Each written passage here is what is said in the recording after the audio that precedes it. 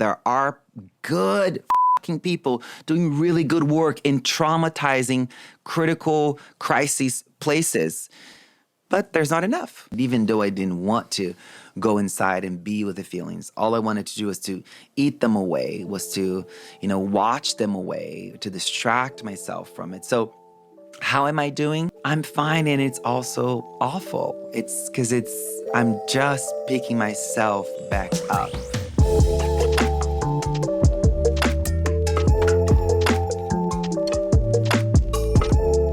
We're death phobic and we're grief phobic. Our society just doesn't really know how to talk about it. And we go to school to learn, things that we don't need to learn, when we should be talking about death in school. We should be talking about our mortality. We should be talking about the fragility of being human and the preciousness of being human, and really the inevitable event that we're all invited to, our death.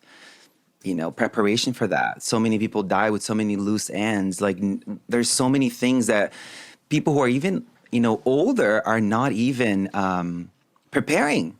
They're not even preparing. There's so much preparation. And I noticed with my mom's death, it was just like this enormous expense. Thank God I'm in a privileged position now to be able to afford a funeral and afford all the ins and outs to make it beautiful. But I can only imagine when you are in a struggle bus and you don't even have capacity to make your ends meet, and a loved one dies, and you can't afford to do something beautiful for them. Our society doesn't create the systems for us to die well, and it's really alarming. So there's layers that I have been kind of shoved into learning. But also a couple years ago, I actually started to study the death process through my lineage. So it's a very Buddhist approach to the death process, which calls for us to be awake during our death. And in my mom's death, she was in an induced coma,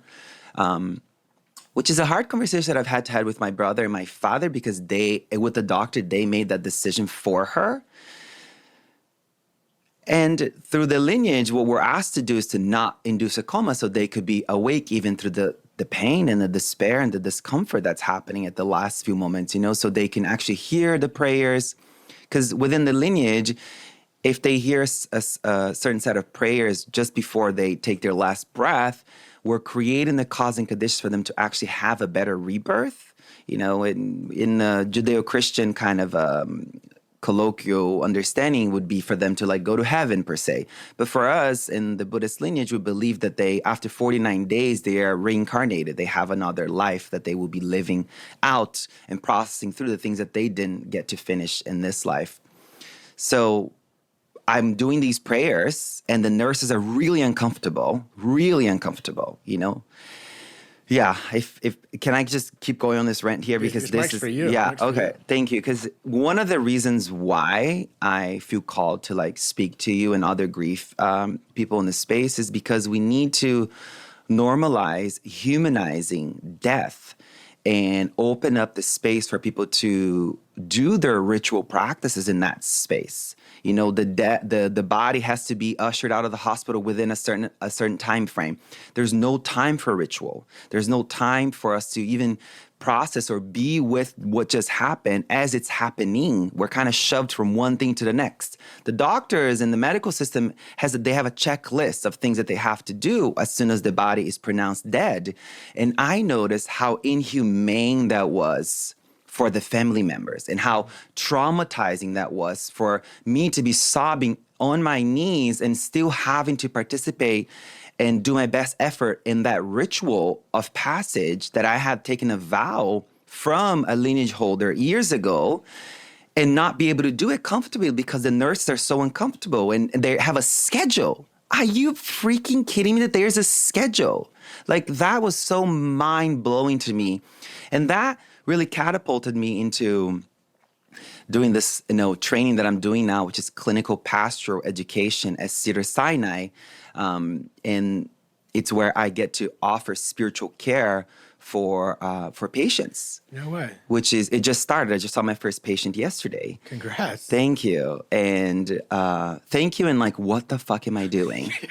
It's terrifying, but also so exciting to really test my material and really emphasize the fact that we don't know what to say and words don't matter. It's like the quality of your presence is what matters when someone is dying. So there's a lot to unpack here because at Cedars-Sinai, they have, which is, known to be the celebrity hospital across the world. It's the second best hospital in the United States. And I chose it intentionally because if they are the best, let's see what they're doing. Let's learn from the best. And then after I left my first day at the hospital, I drove to an ICU to see my friend's husband, who is in a critical state.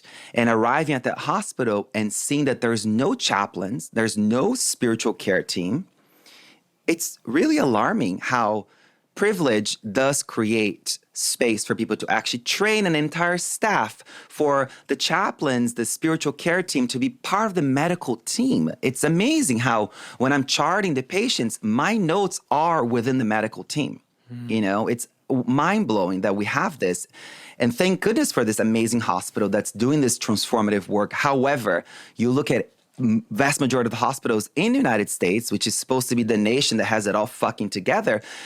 Look in Brazil, the trauma that happened not only when my mom died, but the aftermath of her death and having no one there to be with us or to just say to the nurses, give them the space they need. This ritual passage requires time. Get the fuck out of the way. There was none of that. There was none of that because she died in the ICU. ICU doesn't have doors. It's a fucking curtain. So I'm doing these prayers and I'm sobbing. I'm wailing and trying to do these prayers. It isn't a dead fucking language, right? So it sounds fucking strange. I already present myself in a really expressive way. So that is already really, alarming for people. So layers upon layers of the depth of the trauma that happened, not only when my mother died, but all the things that happened after the death of that, where I am now putting the doctors and nurses on my altar. So I am not harboring anger, wanting them to suffer. I am now choosing to forgive them because they don't have the education that it takes to care for the dying, to care for the dead. And they don't have the trauma-informed language to care for the family members. They're treating us like it's too many people and get out of the way so I can move on to my next patient. So with the work at Cedars-Sinai, with the training that I'm doing at Cedars-Sinai, it's really mind-blowing to see that there are good fucking people doing really good work in traumatizing critical crisis places. But there's not enough, there's not enough people. It's 1,000 beds and there is, the training started and there's 19 of us, There's so much. It's so interesting that you're specifically talking about this. And again, even when I met you, it's a free-flowing conversation. So I love that you went there and thank you for sharing all that. I want to unpack exactly, maybe your curriculum, if you will, and what your plan is with that. That's interesting to me. But also is interesting is the timing, because I literally recorded a podcast yesterday with two amazing hospice nurses. And we had a dynamic of a discussion about how their job specifically, they have a specific job, just like any job has specific duties. But in order for them to touch their patients emotionally, it's probably hard to avoid that, but it's also not part of their job. So it did make me start thinking literally yesterday into today, ironically, about that aspect of how you'd think someone else would kind of swoop right in and take over that next responsibility, which is after the death. And then the hospital does look at it as numbers, their schedules, and that's frustrating for the families that just lost someone.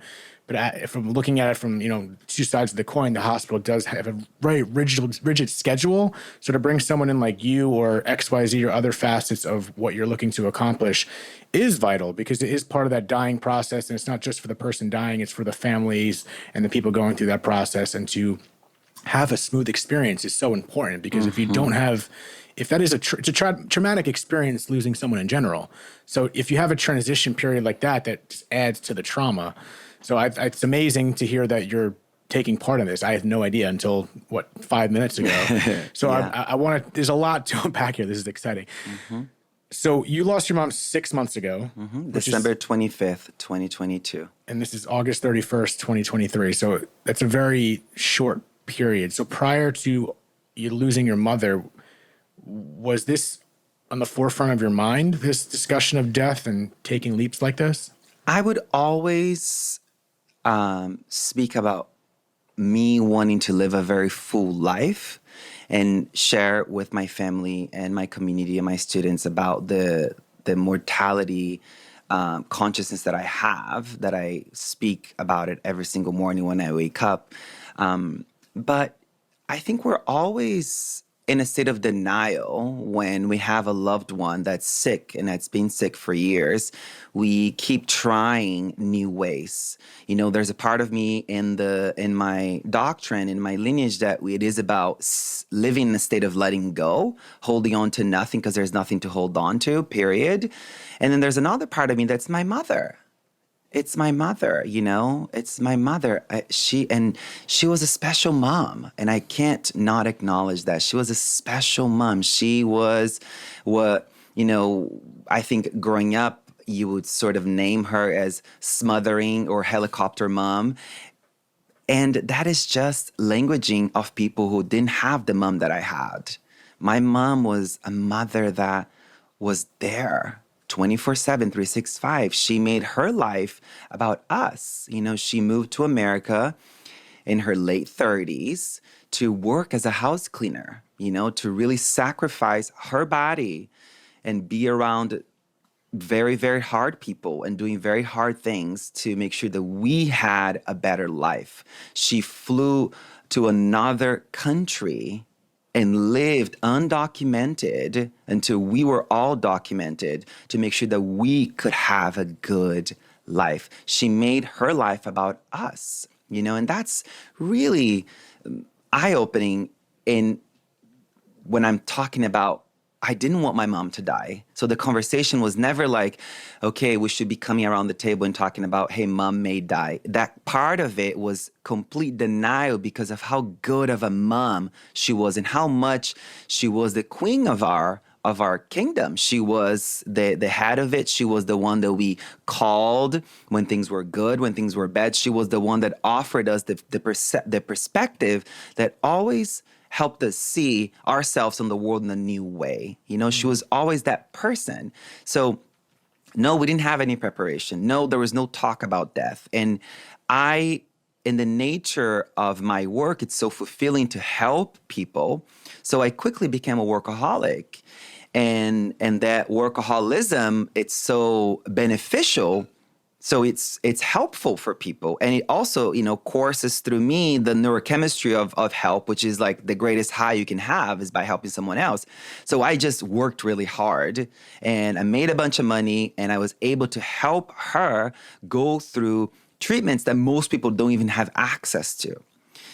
A week after she died, December 25th, on the beginning of January, she was supposed to be going to Switzerland to this, like, you know, legendary cancer treatment center where we were hoping for the miracle, you know, but it didn't happen. You know, it just didn't happen. So there was no preparation there, you know, and to say that now that I'm so invested in creating safe environments for people to talk about their own death and be awake to the fact that their loved ones who are sick may die, trying to find the sweetness and kindness in that language to educate people about this, it's still extremely difficult because we don't want to let go of the ones that we truly love and the ones who love us in ways that they're, you know, that we don't even deserve per se, right? So with your lineage, you talk about Buddhism. Yeah. There is that the belief of you should let go and not be attached, correct? Because we never truly have something. Yep. So what is the process? Is there a process with your lineage that teaches how to let go, or is it just something you're supposed to just figure out? That's a really good question. You know, what I'm training people in right now is when we learn to let go of our feelings as they visit our bodies, the simplicity of, like, you got struck with sadness, not in regards to death, not in regards to traumatic events. I'm talking about the simple little day-to-day anger, the simple day-to-day rejection, the simple day-to-day unmet need that strikes your body with feelings, emotions. What I'm training people in now is educating them in the simplicity of learning to let go of those feelings as they happen as a way for you to learn to let go of things out there. When you master the letting go process in here, you are able to dance the dance of letting go out there. So it's not that there is a specific, piece of canonical text or literature that can offer us the ins and outs. It's very nuanced, and it's very, there's not it's not simple, because the connection that we have with the living in our lives is very, very, every connection is different. So you will let go in a different way. The letting go process will be different. But if you are able to somatically bring your awareness to the place in your body where the feeling is alive when it calls for you, and not distract yourself by going to your phone, having another cup of coffee, talking about it, doing any of the things that we do to distract ourselves from feeling, if we're able to process the feelings as they come, then we actually have just a little foundation to how to let go of all things in our lives, including the death of a mother. And as I mentioned prior, I think these conversations, those modalities of working through X, Y, Z, if it's just a standard emotion, it all works together, whether it's grief, heartbreak, this, that, terrible day, it all kind of works together. And I feel like the letting go process, because I've always questioned myself, like I've read books about it, literally called Letting Go or the Untethered Soul, whatever the hell it may be. And it always confused me. I feel like every time I read something about letting go, it's never or it's rarely, or I can't think of one that is do this, do that, do this, do that. It's rarely that. So I'm resonating with what you said, and correct me if I'm misunderstanding, it is a unique experience to yourself. So when it's a question again, how do I let go? It's like you can't give an exact answer. So tell me if I'm on the right path. We're gonna have a quick therapy session. When I think of letting go, is if I feel an emotion, I feel like I'm getting better at doing what you're doing, where you're explaining with recognizing that emotion. And then I feel like I have an internal dialogue within myself of questions that are slowly getting deduced. So I ask the question, okay, what am I feeling? I'll answer that myself. Then why am I feeling that? I'm feeling that because of this. Okay, and start asking myself questions and working it out. And the more I have those questions and going step by step, I feel this because of that. Okay, and then I try to flip the perspective of why I feel that. And then slowly it feels like a balloon's being deflated. And then eventually I get to a point, I was like, oh, I actually feel better. And I feel like that's my process of letting go. Am I a lunatic for thinking that? No, I mean, look, whatever works for you works. In the Buddhist understanding, and this is how I've metabolized the path, right? So it's not word by word from a canonical text or a scripture or a piece of literature per se. And this is what I train people in the somatic activated healing method, is based on the simple teaching from Pema Chodron, she's a legendary Buddhist teacher. She says for us to drop the stories and be with the feelings. So every feeling that strikes our body, that visits our body, comes with an entire narrative. And engaging with the narrative and talking back to the narrative and having a dialogue with the narrative might bring about soothing effect in the moment, but it won't create a stabilized embody change of perspective, because you can't think your way out of your suffering. You can't talk your way. Wrong. Well, I would say if you were my student, I would say yes. Okay. But for the context of the conversation, I would say work with what you got. But in our approach, it's when the feelings come, not asking why do I feel how I feel, because why only perpetuates more of the intellect. And feelings are happening in the body, so we have to bring our attention into the body and not ask why. Because if you ask why, you're going to find an answer, and then that answer is going to lead to another and another and another and another. There's always going to be something or someone to blame.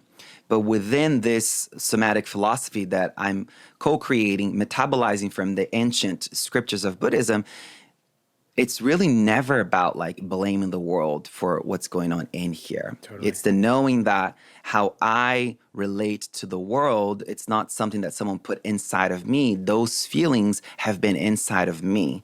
And because in Buddhism you have past lives, it gives you the opportunity to, air quotes here, to put the blame on your past lives, or look to them. But we don't go to the fact that like, I feel this way because mommy and daddy did this exact thing or that thing happened because of this. Look how often our emotions are out of context. How often we feel extreme emotions, big textured emotions they don't relate to the simplicity of our cappuccino not being hot enough or not having enough foam, or our Uber driver talking a foreign language when you just want peace, or our partner not saying hello or good night in a specific that we want, and the dragon unearths, So the work is about not engaging with the stories, but being with the feelings in the body as they visit your bodies without pathologizing, without interpreting them as this or that, good or bad, adding extra meaning. It's, can I be with the feeling and be with it long enough so it rides, it experiences its natural cycle of a couple minutes in the body. What perpetuates a feeling is the story we tell ourselves about the feeling. And we are thinking our feelings. And this is what perpetuates a state of being inflamed for longer than it needs. Am I making sense? No, you make perfect sense. And again, I'm absorbing what you're saying and trying to relate it to my own experience because it does make sense. Because some emotional stuff that I'd gone through the last year, it was doing what I just said, almost replaying it. And then I think what you were saying is when I start telling that story, it kind of grows other similar, perhaps negative thoughts that continue to fester.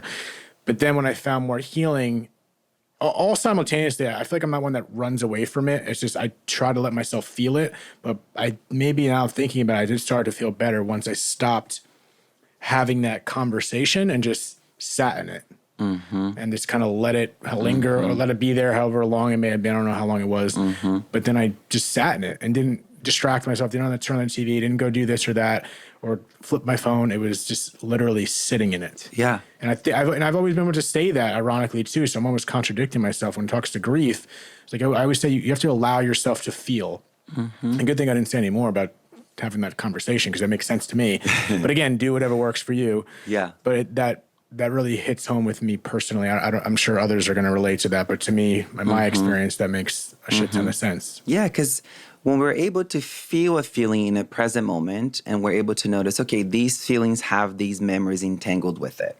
So if I'm going to process a feeling, I'm letting go of the emotional charge that's associated with that memory. And then that memory no longer flares us up, no longer intoxicates us, no longer clutters our perspective, no longer spills out hate from our mind, from our words, no longer, makes our actions selfish. If you're able to be with the feeling in the body as it visits you, and you're able to notice, okay, these are the big stories that are associated with it. These are the big memories that are associated with it. And I'm able to be like, okay, big story, big feeling. Let me be with the feeling in the body as it visits me. And then you're able to sit in it. In our work, we are trained to bring our awareness to the place in the body where you feel the feeling. A lot of people are so desensitized and so frozen that they can't even tell you where they feel the feelings, So that's why we dance and we meditate and we do a variety of different things to kind of thaw you out, to kind of defrost you so you can start to feel. And then you go to that place in your body where you feel the feeling. And it's a simple practice of just observing it with your mind's eye. And anything that's witnessed under the light of awareness will naturally change. So it's about just witnessing the impermanence of feelings, not holding on to a good feeling or rejecting a unpleasant feeling. And the biggest part of the process is knowing that the more you engage with the stories associated with the feelings, the more you've lost the plot, the more you're not in the present moment, the more you are, addressing the fire with gasoline, not with water, you know? So it's quite a simple process, but it's very hard to do because we're so trained to run away from discomfort. Our societies are entirely built on how can I quickly distract myself from feeling unpleasant. Look at the world we're in now. We're watching TV with our phone in our hands. We're texting someone while we're talking to somebody else on our phone. We are listening to a podcast while we're driving. We are listening to a podcast while walking our dogs and texting a friend. We are a society built on multitasking, and multitasking is a symptom of unprocessed emotional baggage. We're unwilling to be here and now because if we're here and now, we're going to be called into feeling. Mm-hmm. But what if feelings were not good or bad? They're just visitors calling you into the present moment. You know, so the way to process the past in a way that doesn't linger and propels you to do things you don't want to do, that you're not proud of or that you will regret later, is when the big memory surfaces in your mind. Bring your awareness to the body and be where the feeling is. Offer awareness to that place in the body.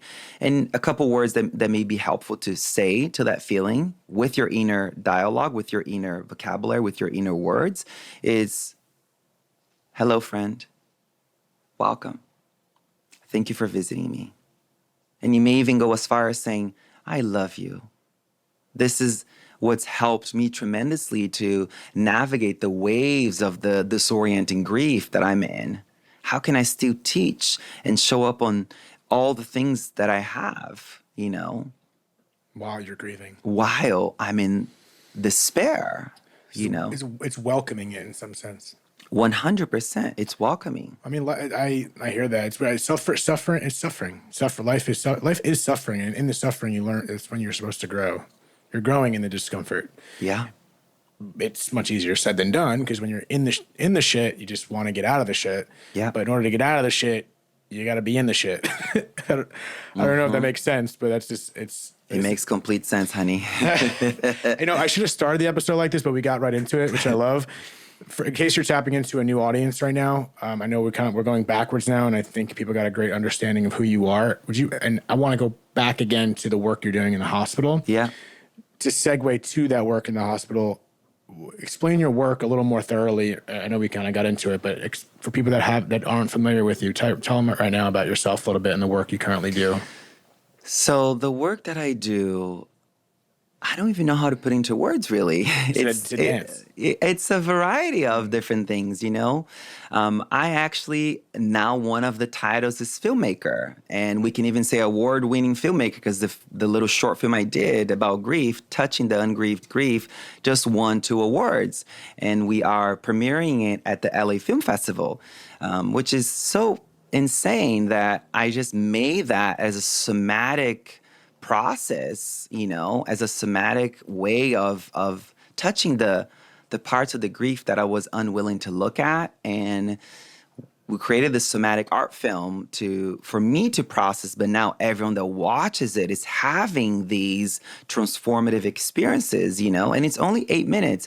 So the work that I'm doing, it really is any way that the muse calls me to work, any ways that the guiding force of inspiration propels me to do. On a more educational perspective, I do have a philosophy that we have co-created, which is called Somatic Activated Healing, that combines 5 different modalities, which is 20 somatic postures that are connected to the 20 most prevalent emotions that most people experience.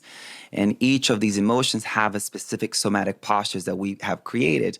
These postures are sigils, they're symbols, they are ways for us to create an energetic flow in a non-invasive way that enters the body and process the emotional baggage of the past without us having to revisit the past. I think there's a lot of talk about you have to remember your trauma in order for us to heal. And I'm a big proponent to saying, no, you don't. You don't have to remember what happened to you in order for you to heal. Just see how you feel right now. If you're in a perpetual state of anxiety, depression, addiction, and I can speak from personal experience about all of these things because that was who I was before I understood the impact of not processing the past, of allowing the emotional baggage of the past to linger in my body. So in the somatic activated healing, we have somatic postures, we have the ecstatic dance, which is a state, which is a practice of helping people enter a state of trance where the past is dancing them, where you give the directions to the mind for the body to move in a really unhinged, monster-like, wild-like, freak-like way. And the directions that you're offering to yourself in that moment is for the past to dance itself out of your body, that this is a safe space for the body to dance the past out of your body. So the dance starts really, really strange, and we create a very specific sonic journey for people that it may feel like you're dancing in a basement in Berlin, and you should be high on ketamine for that in order for you to experience that. But you don't, I'm sober, and we teach, lucidity and a wakefulness through it. And there's a couple other components to it, which is the practice of meditation. And it's a simple two practice of shamatha and vipassana. Shamatha is the concentration practice, and then vipassana is the observation practice. So in order for you to observe the feelings in your body without your biases, without your prejudice, without the past giving meaning to the feelings in the present, you have to concentrate your mind. So you concentrate, then you are able to observe. And then we have breath work, and then we have affirmations. So this is a little 2-minute explanation of what the method is about. So the way it looks like a spiritual workout. It looks like a big, fun dance party. But what's happening inside, it's pretty profound. And it's amazing to see that the work is helping so many people. And a comment that I get often, it's 5 years of therapy in an hour. And it's not that I have a magic sauce. It's not that I'm a miracle worker by no means. It's just we're talking about simplifying the work and just being in the present moment where you can feel the feelings, And it's literally right in line with everything you just told me about, getting too into the story. And that's what I was thinking of. What you're saying is you can heal your past without visiting your past by not telling the story. And beautiful. You should quote yourself. That's beautiful. Did I just not say what you said? You said it in a simple way. It was like 2 minutes and 2 sentences. Well done, honey. I'm listening. This is. I mean, that's good. You're good. What everyone else is listening to, but this is right on. I love this. This is great. This is fantastic. I love your modalities. I love the way you're looking at things, and I like the idea of simplifying things, because as complicated as life can be without having done your work in person or anything, I've always believed simple ways are usually always the answer. Like, it's like the simple things in life. It's always the ideas that seem too simple to be possible. Like, I came up with that event. It's like the simple things in life. So to dumb down that makes sense, because you think about humans have been around for how many years. They didn't have Google. Mm-hmm. They didn't have all these self-help books. Mm-hmm. And it's either I doubt everyone was so miserable. And you go to simple cultures around the world. Like, there's a new series I just started, I didn't get into it to speak about. It's called Blue Zones. This guy's looking into people that have lived to 100 years old in certain areas. I'm like, most of those people, from what I quickly looked at, they are not overwhelmed with all these little things. They're going back to the simple things in life, and they seem to be the happiest. So that's how I'm relating your practice and dumbing it down in a way that makes sense to me without having experienced it yet. So thank you for sharing that. And for everyone else that wants to get into the depth of it, you're going to have to go work with this guy over here. But back again, we've covered a lot of ground, and you're probably going to have to come back again, because I haven't tapped in enough about your own personal grief story. Yeah. Feel free to cut me off and share that if you'd like, but I am interested in what you're doing with Cedars-Sinai in the hospital. Is this all relating to what you just told me, or is it a totally different avenue of specifically about you just lost someone, and is it related to the Buddhist culture, or is it an overall process? Well, I am a chaplain intern, and the faith that I represent is the Buddhist. We have a lot of Jewish people, we have a lot of Christians, many different sects of Christianity. Cedars-Sinai has their first ever Muslim chaplain intern, which is so wild to me that it's 2023 and this is the first time we have someone stepping in from that faith and helping people. But the work at Cedars is not doing this. It's the byproduct of doing this that gives me the capacity to be there. My work is really silent. My work is very often nonverbal. My work is to arrive at these rooms and create a safe environment for people to unravel and reflect without having to say very much. And in the teacher training that we do, training people to be somatic activated healers, a lot of it has to do with, yes, perform these postures in a really specific way. Yes, do the breath in a specific, do all these things in a very specific way. So much so that you can walk into a homeless shelter, which is part of my offering, part of my daily, weekly schedule, or walk into the hospital or walk into a room where someone is in deep grief or in deep despair. And you don't have to say very much. You are so relaxed in your being that people feel safe enough to unravel. Your presence has the capacity to change the temperature of every room that you enter into. That is the barometer of a healer in my philosophy. And this is the work that we do at the hospital. It's very much very nonverbal. Can my presence communicate without words, And regardless of people's beliefs, I think people innately know that outside the hospital, of course, but that feeling of comedy intuitively when someone walks into a room, you just feel like that energy, whether you believe in it, like all that or not, doesn't matter. We've all experienced that in some capacity. So, Yeah. And that's so contrasting and beautiful in the hospital. We were just talking about how the ICU, I just had an experience in the ICU, not personally with my mother, and witnessing the feeling of it, and to no fault of the nurses. The nurses and hospital staff are amazing, but they're doing their job, and there is a separate entity in regards to what you're doing and what they have to do at the hospital, let alone the fact they're shorthanded. But that idea of contrasting the innate nature and nerves that hospitals give off, and then that transition to what you're bringing in a calmness, it's so important. It's so important. It's so important. Again, my dad died in a much different aspect where I didn't have the hospital idea. I've been in hospitals when grandparents had passed and whatnot, but it's just that transition point, like I said, is so important. And if you can have a smooth transition, my friend Jorge Perez, he's been on the podcast. He was explaining he lost his mother and had just a peaceful transition. And of course he was sad, but that peaceful transition was like almost timely closure, like early timely closure. So that process that you're doing is so incredible. And props to Cedars-Sinai, I guess, for doing this, right? Really, we have to applaud them. And it's interesting because they are one of the biggest funders for the homeless shelter that I volunteer at on Fridays, which is amazing, that they have this robust spiritual care team, and they're also helping to support people who are unhoused, in a neighborhood like Venice Beach, where all the vast majority of the neighbors there are really wanting to eradicate the homeless. They're not wanting to solve homelessness. They're not willing to donate, show up, serve, help in any way, shape, or form. They just want to not see unhoused people because it triggers their own discomfort, it triggers their own insecurity, triggers their own confusion. So they rather not see the problem instead of trying to help the problem. And in California, we have 175,000 people who are unhoused. It's wild. It's insane. It truly is wild. When you mention the number, it's absolutely, I see it every day, but it's wild. Yeah. Yeah. It's literally a small country. It's crazy. Okay, so before I get you out of here, I do want to ask you a personal question. You're 6 months in. How are you feeling? 6 months in. Awful, yeah. I don't mean to laugh. It's not funny. It's just your candidness. No, thank you. Yeah. It's really how can I say this?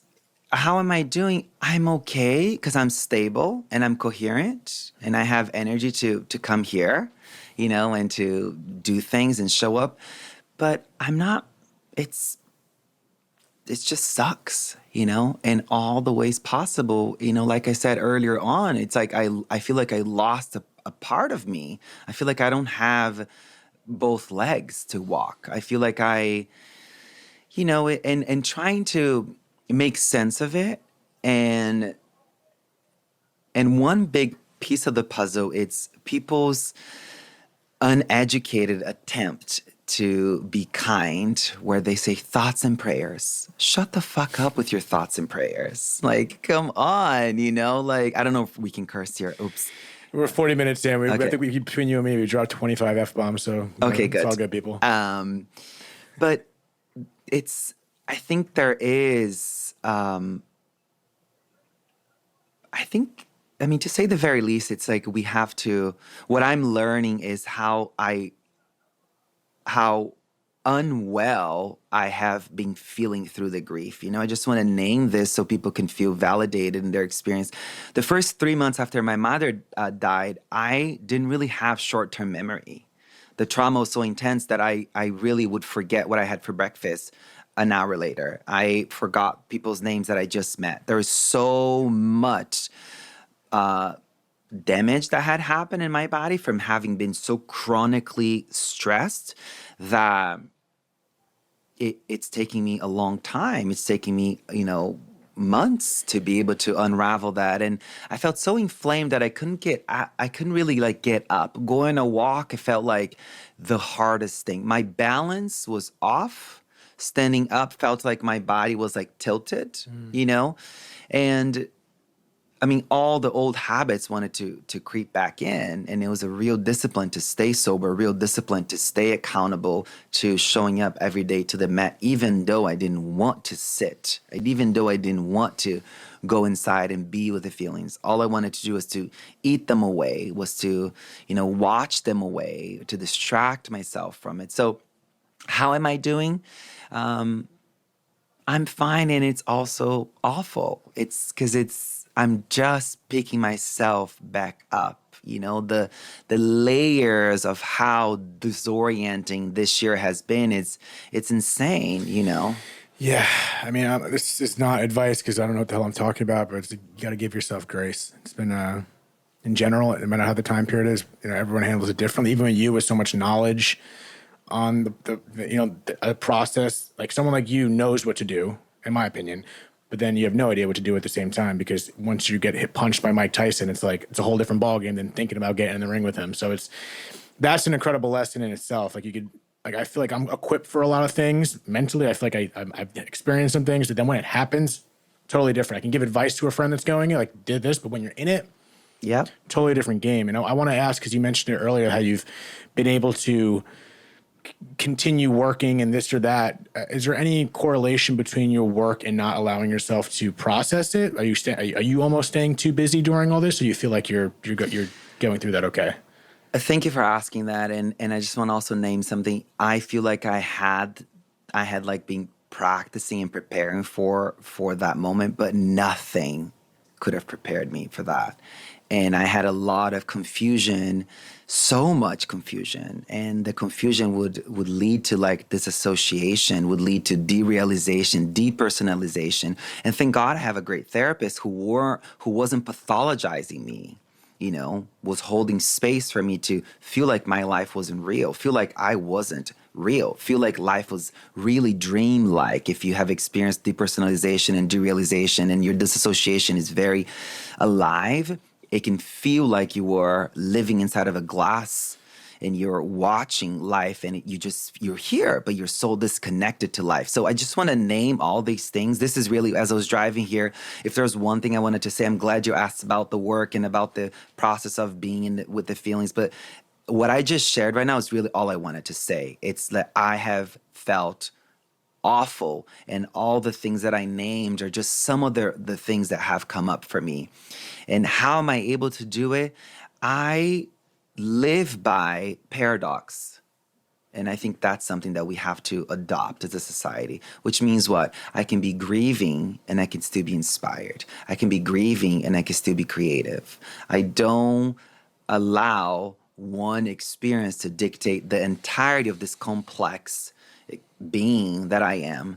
It goes against so much of our society that says she's toxic, they're toxic. It's like you're putting one word to describe a complex, paradoxical human being. It doesn't make sense. So grief really calls you to see that, that there's no way that you can ever see anyone or life without a paradoxical lens, that your perspective is not the only perspective. I mean, I'm not going to get political, but that is a whole, I think that is a whole challenge with the worldview in many ways outside of grief and whatnot, because people get identified by an ideology, one ideology that you might not agree with, and that's not the person. There's so much more. There's so many other facets. This person's amazing for XYZ. Just because they believe in XYZ does not mean that's who they are. And I love that paradoxical idea in regards to grief, because, one thing I've heard often when I talk to widows and whatnot, it's like, you just lost your husband, it's grieving. If it's been 1 year or 2 years, you can't be happy or something like that. There's a guilt innately with that person. Like, oh, how could I even find joy in anything right now when I just lost my husband? And therefore there's guilt because of that. Mm-hmm. And like, yes, you can be grieving and you can be sad, but you can still find joy in other little things, even if it's temporary. So that contrast, those different sides of the spectrum, I think that's what makes it so hard and confusing, because you're feeling one thing, then a different one. Is that okay? That's not okay. And this person said that, and I think it all comes back to what works for you and trusting yourself and giving yourself that grace. Mm-hmm. It's easy to be hard on yourself. Yeah. Again, you're only 6 months in. Yeah. And there's not much I can say that's going to do anything, except, again, I think what you can do is hold space and let you speak if you want to speak, or tell me if you want to tell me. Yeah. Or just shut up if you want me to shut up. But I think, can I add something? Add anything. Thank you. I think one thing that I have seen through this process is we don't have a society or systems that allows us to fall apart. You have to be rigid. You have to pull up and show up and be okay. Look at the culture of, hello, how are you? Good, good. Hello, how are you? Good. Everywhere, constantly, how many times a day you are masking what's happening inside. So in order for me to fall apart, because I entered the fourth month, and at the end of the third month, I started to be able to go on walks and start exercising again. And I was kind of back feeling just a little bit more in my body. I wasn't hovering myself. I was more in my body. And I noticed that I started to be desensitized. And being desensitized with the grief was questioning, did my mom ever live? Did she love me? Did I love her? It was it wasn't fully delusional, but there was an aspect of questioning the depth of the connection. And I realized why that was happening was because I wasn't allowing myself to fall apart. So that's when I asked my dad to go on the 500-mile grief walk from France through Spain. It's known as El Camino de Santiago. And the entire purpose of those 32 days, those 500-mile walk that we did, was to fall apart and not have to show up to anyone or anything, to not have anyone to respond to not have nothing around us besides our only job was to be with the grief and walk the grief and fall apart as many times as it needed for us to really not turn the page, not create new meaning, but to just experience it fully, to allow the cycle of the grief to come and go, and then come again and go again, and then come again and go again, and notice the texture of all the waves and the color that it marks us, the depth of our perception that becomes stretched with every wave that surfaces in the body. So that, and I know I'm in a position of privilege to be able to take 32 days to just walk, but give yourself a freaking weekend. Give yourself a week. Tell your uncle, your friend, your whoever it is, hey, I need some time off. Can you spot me for an Airbnb in the desert for a week so I can just fall apart? Reach out for friends. Create a GoFund for you to fall apart. See how that will show up, how the world will show up for you. I need time to grieve. Can you, the community support me through this process? But we need to fall apart and not give a fuck. I think it's our sadness. We're so saturated by not feeling feelings when they come that we are saturated that when someone feels deeply in front of you, it calls forth your own feelings that you haven't felt, or it triggers you because you don't want to go there. So we are in a society of like rejecting, neglecting anything that calls forth the feelings that we don't want to feel. And imagine if you are literally walking at Whole Foods in the afternoon, you see me getting my, walnut milk next to me in the fridge, and you see me wailing and sobbing, you can't handle it. You literally are like, oh my God, this person is fucking crazy. They're fully unhinged. Our society propels towards that. But take yourself out of society for a while so then you can feel strong enough to cry at Whole Foods when you need to cry. You can feel strong enough to say, shut the fuck up. This is my process. Thank you very much. And I'm in it, and I'm in it, allowing yourself the grace to be in your process, but take yourself out of the system for a little while if you can, and walk the grief. I think walking the grief is very powerful. Dance the grief, paint the grief, write the grief, but be with it in a concerted effort. I think a lot of people, when the post of my dad and I's walk went viral, it became a portal for people to realize that they didn't grieve in the ways that they wanted to because they were shoved back into work. They were shoved back into life. They didn't take their parents' ashes to that place. It's still sitting on top of their fireplace 7 years later. They didn't go to the mountain in wherever it was, like Dad's dream was to hike that mountain. They didn't hike that mountain for them and drop the ashes there. They didn't do the thing. Birthdays go by where they are just another day. Like get a picture, light up a candle, get the cake that mom liked, sit down, cry, sing their favorite song. Like don't lose touch. Because if you lose touch, you're not only losing touch with the dead and the loved one, but you're literally desensitizing yourself from connecting to life deeply. Remember what Zen teachers say: the way you do one thing is the way you do everything. So connect to the dead in a beautiful way, and that requires you to bring back ritual. Christmas will never be the same for me. I'm active right now, putting together a memorial for my mom. Getting a bunch of people together in a room to just share stories about her, and that's just what I'm going to do year after year. And that's just what we need to do to honor the dead by living meaningful lives, That was the perfect ending right there, living the meaningful lives. And again, it goes back to, it's hard to see that in the moment. But again, you're only 6 months and you're seeing that. But the process is so...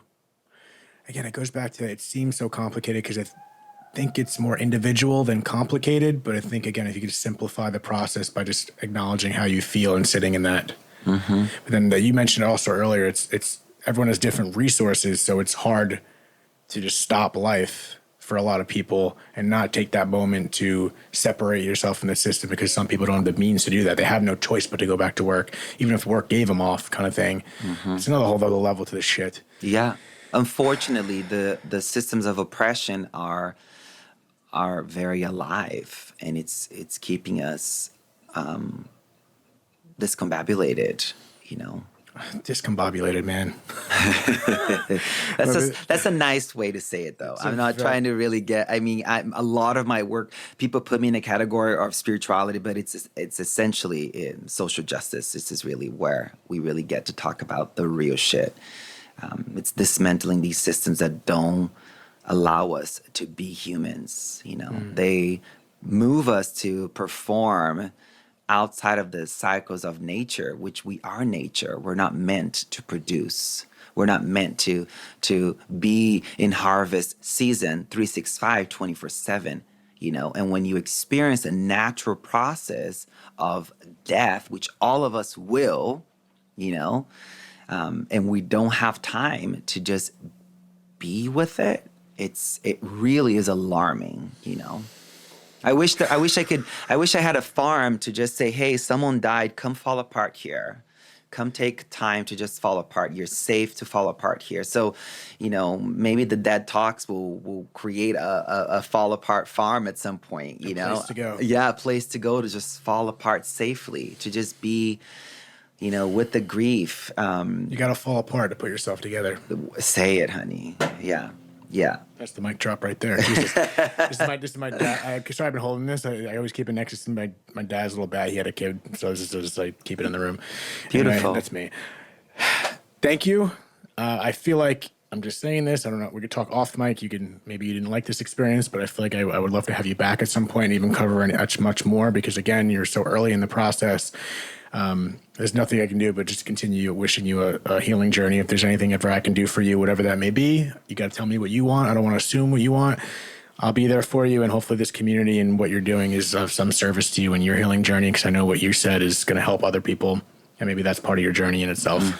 Thank you. If there's anything else you want to say before we get out of here, plug yourself. It's always, like I said this before, it's always the worst transition to be like, plug yourself after this guy, but please share anything you want to say about yourself or anything we just talked about. The last few moments are yours. I mean, what can I say? Peace out. Yeah. Big love to you all. And remember, it's painful to be human, and that's okay. It's painful to be alive, and that's okay. And create the opportunity to fall apart. That's really all I wanted to say. And all the hard things that I've gone through that may continue to happen psychologically, physiologically, I feel like, know that if you're going through it, I've been there too. And there is a, it's not a light at the end of the tunnel, but there is a way to start to pull ourselves back together, So, yeah, I mean, that's all I got. Thank you. Thank you for having me. That wasn't just all you got. There was a lot in there, and we could go on for another 9 hours, I think. So thank you. Again, thank you for being here. You look in the description, the show description for more information on him, and you can find all his work there and what you got going on. And I'm very grateful for the opportunity to speak to you, for real. Thank you very much. You're very good at what you do. Thank you. I don't even know what I'm doing. It's working. Thank you. Until next time, guys, another episode of Dead Talks. Peace out. Thank you so much for tuning in to another episode of Dead Talks. Please do not forget to hit the subscribe button and also the notification bell. That'll give you updates as to when we post a new video, more episodes, and more content in general. We are streaming on all the major podcast platforms, including Apple, Spotify, iHeartRadio, Pandora, and all that. And also find us on Instagram at Dead Talks Podcast or www.deadtalks.net. Thank you so much.